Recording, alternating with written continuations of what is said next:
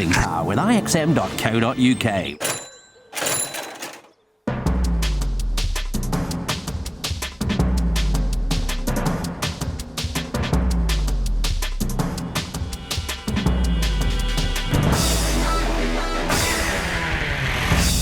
On Pulling Power this week, we get the first drive of a new Ford hot hatch. We find out how to run a luxury car on half-price fuel. And would you like to share a road with these people?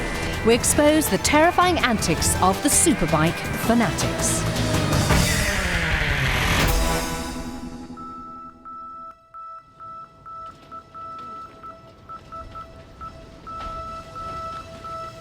This could well be the last time you see the famous Inspector Morse's Mark II Jag, because after 14 years and 33 programmes, last week saw the screening of the very final episode.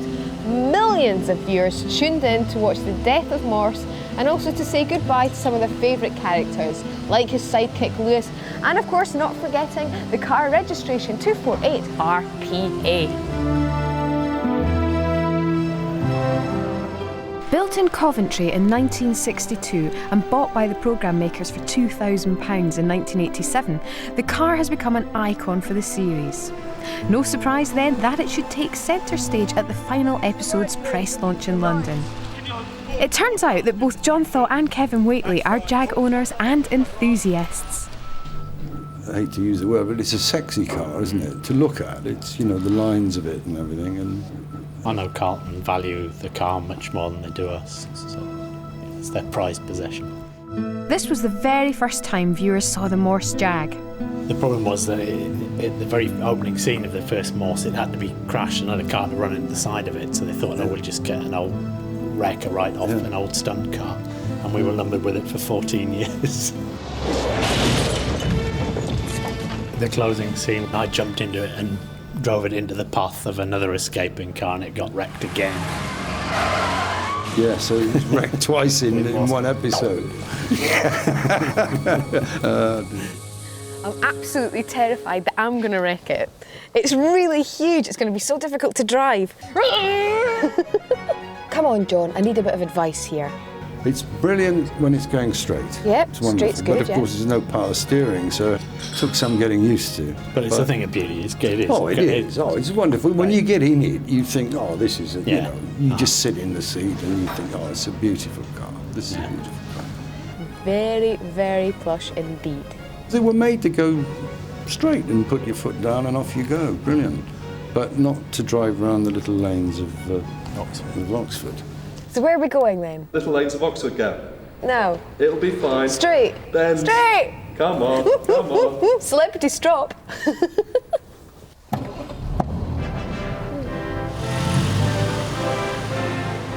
Right, don't prang it, Gail. Ooh. Yes, woman in car. Out my way. You need to kill us.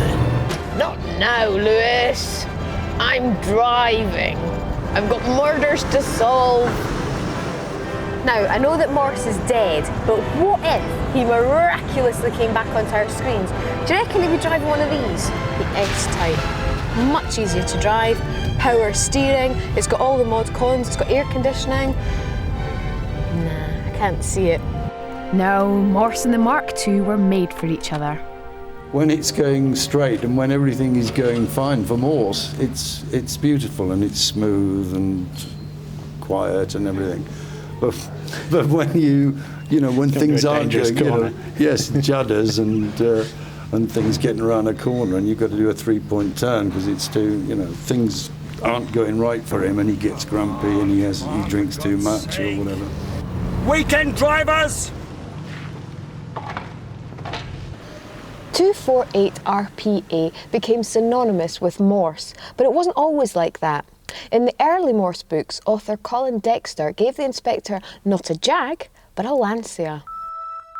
When the television came along, they tried to find an ancient Lancia, but they couldn't find one. But they could find this clapped-out Jaguar. And after that, nobody would think of any other car. And so the only thing I've ever changed when it's come to omnibuses and reprints is for Lancia and Jaguars. And so it was that the Jaguar became the star of the show. But now it's time to say goodbye. It will be very sad to see the end of dear old Morse and Lewis, and of course the end of the Jaguar. So what will become of the car? Any takers? Come on, John, what about you? Well, I wouldn't buy this one because I'm very happy with my XJR, thank you very much. Likewise, I couldn't do a car and barely change the oil, so I'll stick with what I've got, thanks. Showbiz is a fickle business. Don't let it get you down, love.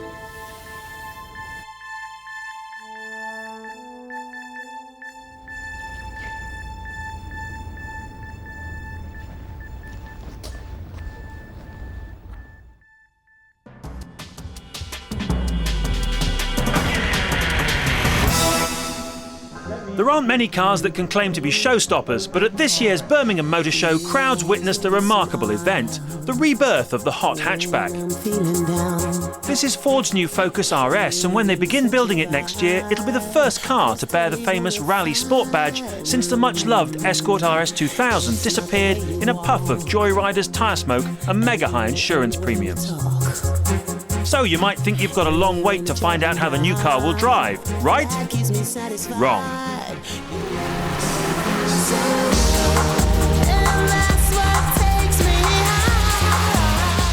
This car is absolutely amazing, there's no other word for it. It just feels like a normal, bog-standard Focus, like the sort of thing you get when you hire a car. When you drive it, the performance is so electric, and yet it's so refined, and that's what's really special about it.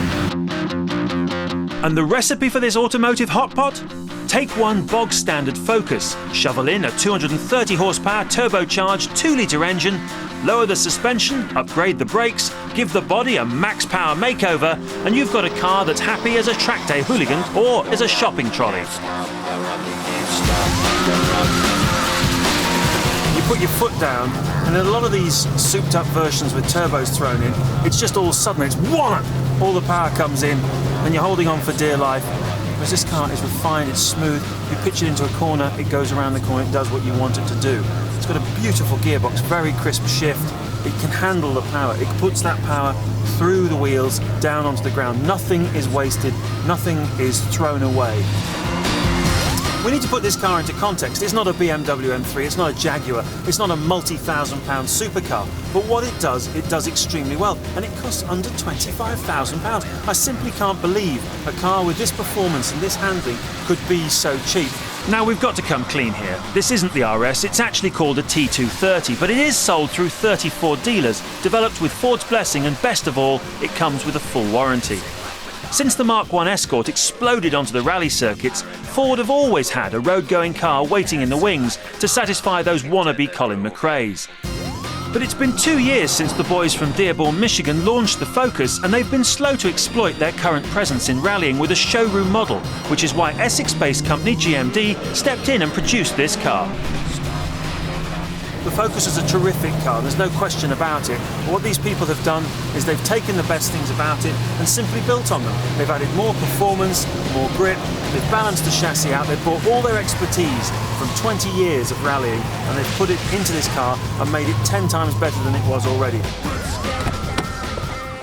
So far, so good. Now, although this car is super refined, you can sense its rallying heritage. In fact, you can imagine that stripped down, it would make a really good, affordable rally car, like this.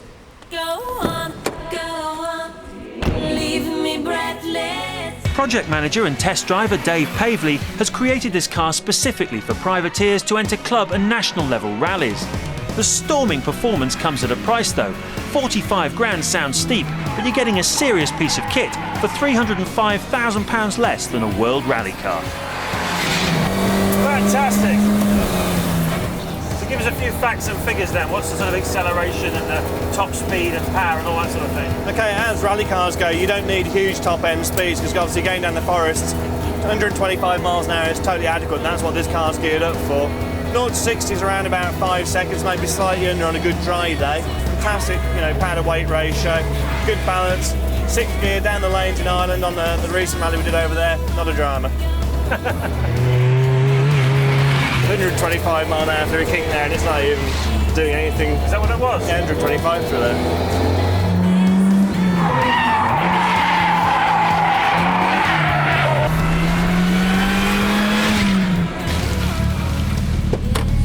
that's all very exciting, but for me, the road car is the main event.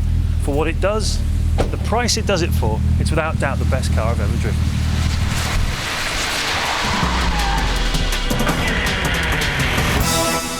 Ever fancied one of those luxury four-wheel drive cars with more bells and whistles and gadgets and gizmos than you could ever possibly need? Well, imagine a world where you could buy a vehicle like that for around £5,000, where you could run such a vehicle on fuel that costs just 40p a litre, and at the same time you'll be doing your bit for the environment. Well, welcome to the world of liquid petroleum gas. In the UK, LPG is now more widely available than you might think. Tax concessions from the government keep the forecourt price of the fuel down to around 40p a litre.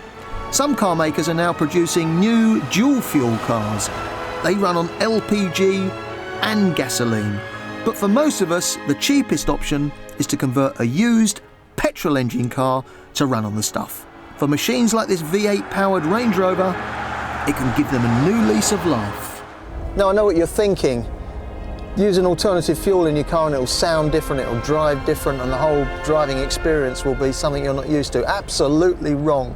When you're trundling along as I am at the moment, well, it's just like driving a petrol engine car. Exactly the same. Tempted? Well, here's Pulling Power's 3 steps to liquid petroleum gas heaven. Step 1, find yourself a car. Prices of thirsty, petrol-powered 4x4s can be rock bottom at the moment. We suggest contacting a franchise dealer and offering to buy any older trade-ins. But for the brave, the best deals are going to be found at specialist auctions, like this one in Herefordshire. I would say that you have to know exactly what you want and how much you want to pay. Don't go over your limit, set yourself a budget. This is wholesale purchasing. It's not retail purchasing. You come in, find what you want, pay for it, and take it away. So how about this 93 Discovery 3-door V8 with alloys and electric pack? This 57,000 miler sold for just over £4,400. This 95 Range Rover 4.6 HSE Auto with average mileage, long MOT and lots of goodies sold for 14.5 grand. 4 grand less than at a franchise dealership. Step 2. Find a friendly LPG conversion specialist like this one near Leamington Spa. I met up with their chief fitter, Steve Butler, for some sound advice. The conversion really consists mainly of these tanks to store the alternative fuel. It doesn't go in the boot of the car, does it? No, this is a belly tank. This is underslung. And that goes underneath the vehicle? It goes underneath the floors by the seats. And you have 2 of these? 1 each side, yes. Right. There's something sort of dangerous looking about that. I find it a bit scary. That tank there, believe it or not, is actually far safer than the actual petrol tank in the vehicle. The work takes a couple of days and involves changes to the fuel management system as well as installation of the tanks. Expect to pay around £800 if you go for fuel cylinders in the boot, or upwards of £1,000 if you opt for the well-hidden underfloor tanks. Well, what happens if you're in the middle of nowhere like now and you can't find anywhere that will sell you LPG? Well, it's no problem, you just run on petrol. That's the whole point of these conversions. It means that you turn your petrol engine car into a dual fuel car, use LPG when you can, if not, just rely on petrol. It even switches over automatically for you. Step 3, fill her up. Well, here we are on another one of those fuel crisis days. There's no unleaded in town, but we should worry. We're running on LPG. Well, this is too good to be true, almost. It's just the same old story. You go up to your pump. It's remarkably simple. You take out your LPG nozzle. On this particular car, the filling point is in not a particularly good place down here, but no worry, whack that in, and away we go. It makes sense to convert gas guzzlers like this Range Rover to LPG, but it also works for any petrol-powered car, as this Somerset garage has found. Any petrol vehicle can be converted. We do turbos, we do all injection system ones. The cost of servicing as regards to the petrol side of the vehicle remains the same. The cost of servicing the gas side of it is a very simple 1-hour task that needs to be done once a year. Well, so convinced are we that we've taken one of our petrol engine pulling power cars, we're having it converted and we're going to be running it from now on on LPG. We'll be letting you know how we get on with the experience over the next 12 weeks, and at the end of it, guess what? You can win the actual car for yourself in our competition. Just check out our website. After the break, we expose the bikers who endanger innocent lives in the name of entertainment.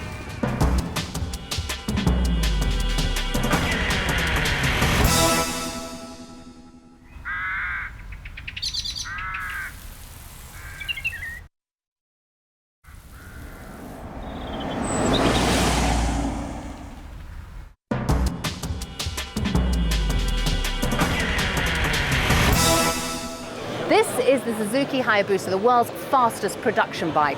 It can out-accelerate a Ferrari and has a top speed approaching 200 miles an hour. Now, bikes like this are great fun, but you can only ever get a fraction of that performance out on the road. Try taking the bike to the limit and you risk a swift ban, or worse, death. Or so you'd think. But as this video proves, there are riders out there who push these bikes to the very limit. They start with a hair-raising ride through the capital, before opening the bikes up on the motorway. But it's on the other side of the channel where the real madness begins. With a French speed limit of 81 miles an hour, they're racing with an indicated 210 on the clock. Again, flat out on the berg. Just watch the Buser go. What makes this film all the more remarkable is that it isn't a group of kids doing it for kicks, but a group of professional journalists who are risking lives for entertainment. They work for fast bikes who have a reputation for producing extreme videos. And this is their stand at the International Bike and Scooter Show in Birmingham, where we decided to pay them a visit.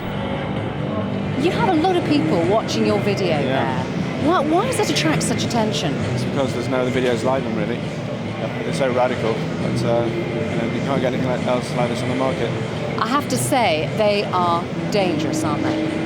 Well, I don't make them, I'm just selling them, so if you think they're dangerous, well... When things get a little boring on long trips, you feel the need to stretch your legs.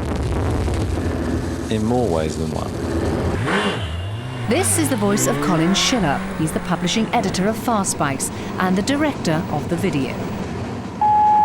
This is a message for Colin Schiller. It's Michelle Newman from Carlton's Pulling Power programme, giving you the chance to respond to the Fast Bikes videos that we talked to you about. We're still waiting for you to call us back. Well, we offered Colin Schiller a chance to be interviewed. He said he's going to be away in Italy, so we agreed we'd phone his mobile. Now, I've tried several times, I've left a couple of messages, and there's still no response. We showed the video to the police. After 12 years of patrolling one of Britain's busiest motorways, PC Steve Fisher has seen more than most the devastating effects that excess speed can have. It just makes my blood boil. This is horror video at its worst. And it, to my mind, encourages people to go out and ride the same. If they're caught, they will be prosecuted. There's no leeway at all for performances of this particular nature.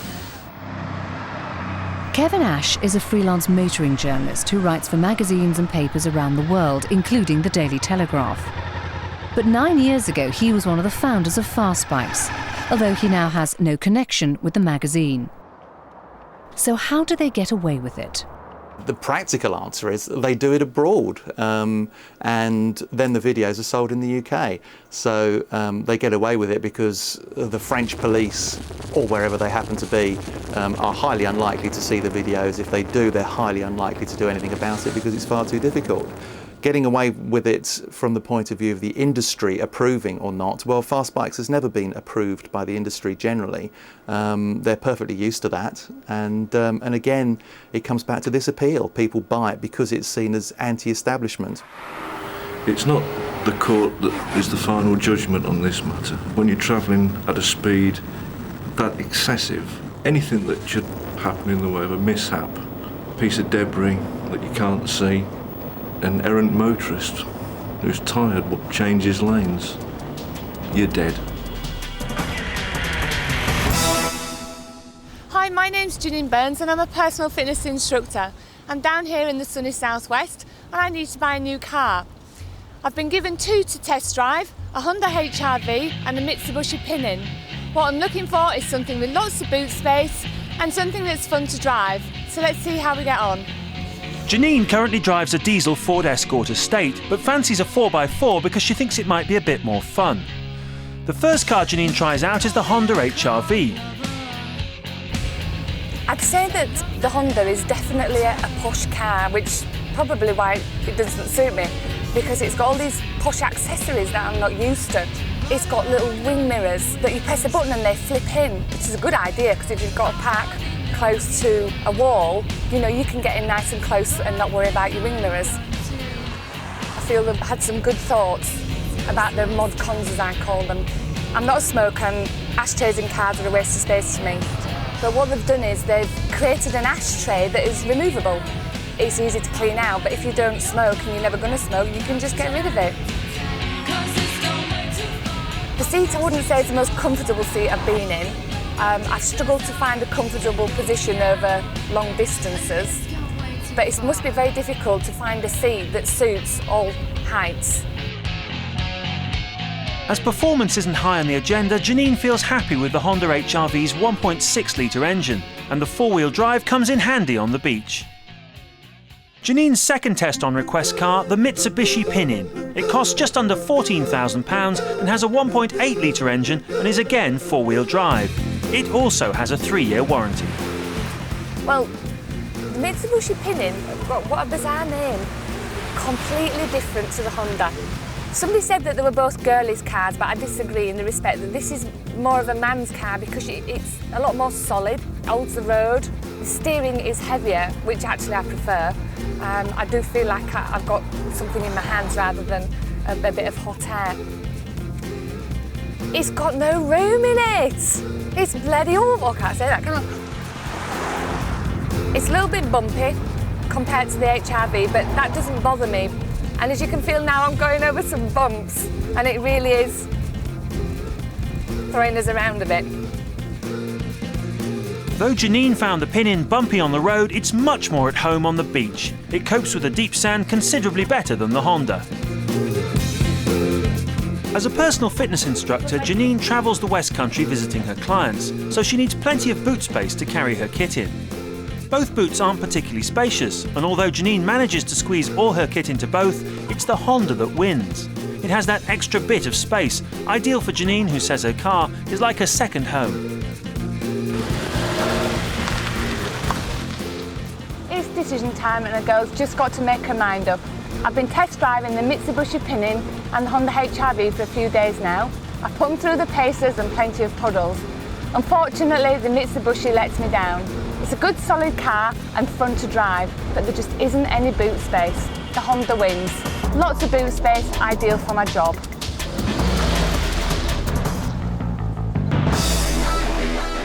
After this programme was completed, we received a letter from Fast Bikes magazine. Our main point that filming this video endangered the public was not answered. However, it did claim that the video was wholesome and good clean fun. We'll return to this subject later in the series, but if you want to express your opinion, then check out our web chat room. Pulling power with IXM.co.uk.